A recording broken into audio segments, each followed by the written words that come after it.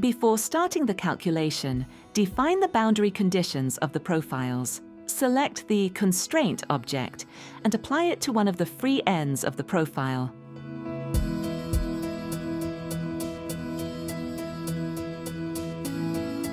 In the calculation preferences, you can choose options such as the design code,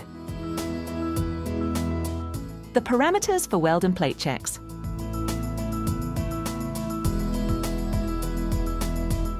the mesh density for model discretization, etc.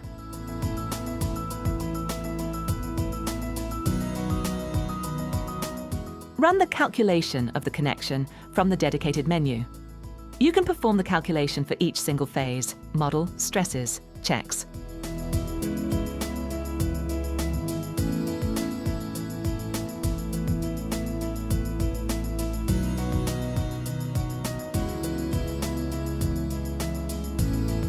Or in one go by choosing Complete Calculation. At the end of each calculation phase, if there are notifications, the interactive diagnostics tool opens, allowing you to immediately select the object related to the notification.